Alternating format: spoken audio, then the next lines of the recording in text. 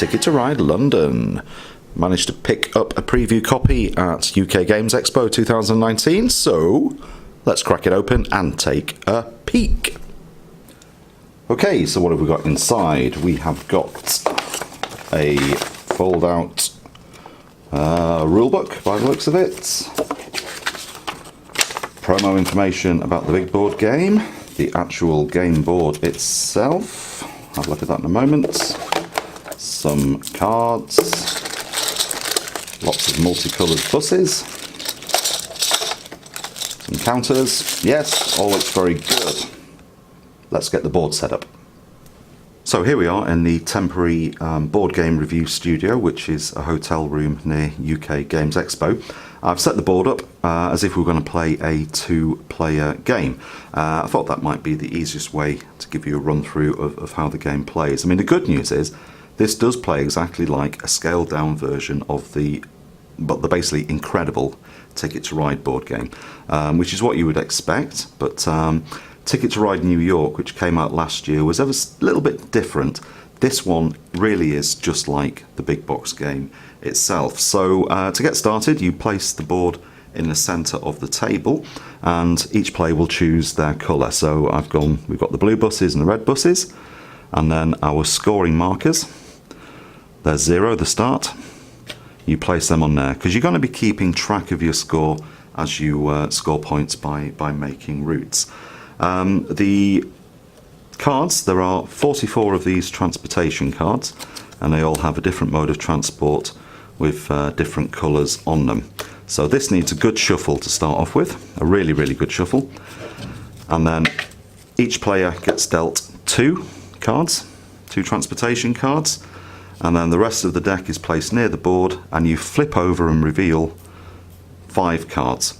If 3 or more of these cards are buses, then you shuffle them back up and you start again. So my opening 5 cards, which are kind of community cards for people to choose from if they want. We've got a black taxi, we've got 2 blue milk floats, we've got a yellow submarine, and we've got the bus. The bus is kind of the wild card because that can actually be used for any colour, but the colours of these cards are important because they're the colours you need to match the routes that you're going to claim during the game. You then shuffle the destination tickets, which are these, and these are basically cards that let you score extra points by claiming routes. So they get shuffled, and then 2 cards are dealt to each player. The players can then have a look at them and decide whether they want to keep them. They have to keep at least 1. But if one of them looks like it's going to be an impossible route to claim during the course of the game, then you can actually discard that. And this is where it gets interesting because some of these cards, have very short routes. British Museum to Piccadilly Circus. You just have to get 2. But if you look a bit further in, we've got Baker Street to Tower of London. So that's trying to claim all of these routes to there. Now, that might be possible in a 2-player game, but if there's 3 or 4 of you playing, where everybody's trying to claim the routes themselves, you might find that that's going to be an impossible card, so you want to get rid of it. The reason you want to get rid of it is because at the end of the game, if you haven't fulfilled your destination card, that's the number of points that you deduct from your total. Conversely, if you do manage to complete the destination, then that's an extra bonus of 11 points you'll get there. And obviously the points that you get does have a relationship between how hard the destination actually is to complete, well, how hard the route is to complete. So quite rightly, going all the way from there to there is worth 11 points, whereas claiming the route between the British Museum and Piccadilly Circus is only worth an extra 2 points.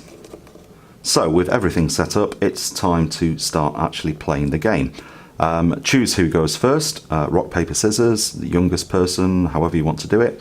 And you then will take clockwise turns around the table. You can only do 1 action when it's your turn, and that can be one of 3 things. First of all, you can choose to draw more transportation cards from this deck, and you can draw up to 2. And you've got choices there. You can either draw them blindly from the top of the deck, or you can pick cards up from the ones that are visible on the table, the community cards. As soon as you pick one card up, you have to immediately replace it with another one. If you choose a bus from the visible pile, you immediately have to stop. You can only draw one of those when it's your actual turn, because obviously they're the more powerful kind of wild cards. Now, you will obviously have in your mind which routes you want to try and complete, and that might be based on having a strategy around trying to claim a district, or it might be something in relationship to the destination cards that you've drawn and you're going to try and complete. So as an example here, I've got a blue and a yellow mode of transport, and I'm thinking I want to try and control the districts with the 5 on. The easiest starting point for me, because I've already got a blue, would be to try and complete the shorter route. So I'm going to draw transport cards because I want to get more, well, another blue mode of transport. So I've got that, and thinking ahead, I might want to try and claim that. So I would possibly pick those cards. So that's one action. You can draw 2 transport cards on your turn. The other thing you can do is the other action is you can draw more destination cards. So early on in the game, this isn't a bad thing to do, and you will draw 2 destination cards, and you must keep at least one of them. If you think that both of the cards are going to be feasible during the game, and it is easier to claim destinations when there's only 2 of you, then it might be that you'll take those and think, right, I'll give them a go, and as you can see, you're starting to have a plan as to which routes you want to do. If you draw a destination card and it's an absolute howler, where you're looking to try and connect up a gigantic route, you might think you're never going to do it, so you can discard that one back into the pile. Later on in the game, if you're brave and you start picking destination cards, you might find that you end up drawing 2 cards, and part of the destinations have already actually been claimed by other players.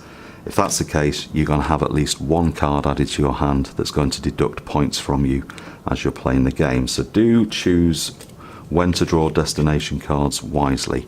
A little bit easier in a 2-player game, as I said, but can be a bit more risky later on in a 3 or 4-player game.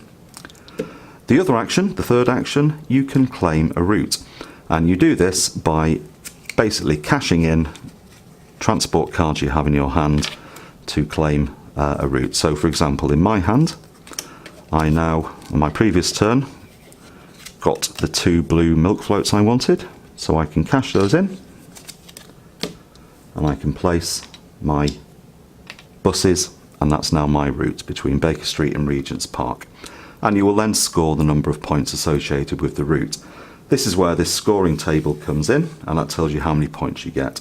So a route with 1 bus on it, I would score 1 point. A route with 2 buses on it, I'll score 2 points. So I can now move my score tracker 2 places. If I scored a route with 3 buses, I'll get 4 points. And if I scored a route with 4 buses, I'll get 7 points.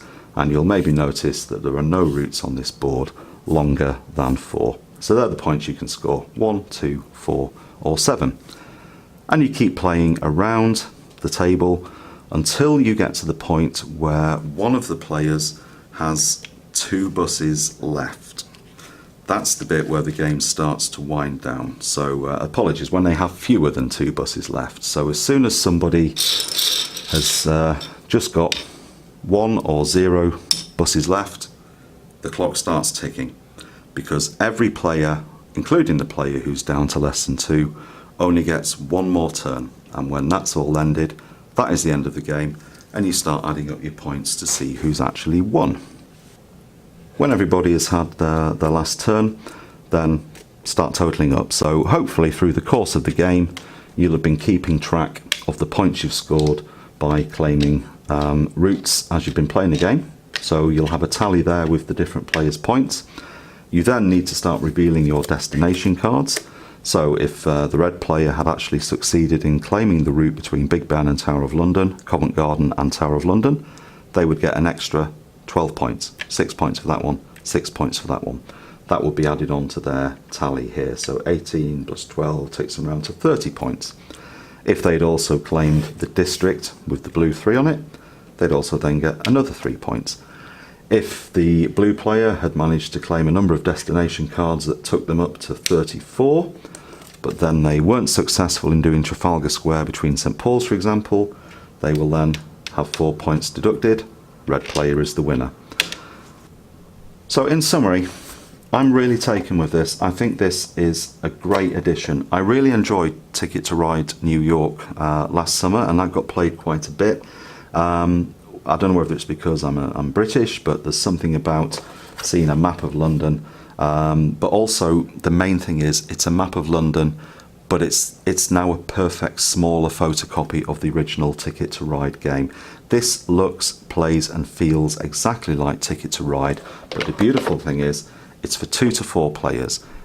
I'd say any age. I mean, a 7-year-old upwards is going to be able to grasp this. It looks like you can play a game, they say in the box 10 to 15 minutes. I'd say you're probably looking at 15 to 20 minutes. It'll depend on the number of players, but it's fast. You can get 2 or 3 games in an hour, not a problem.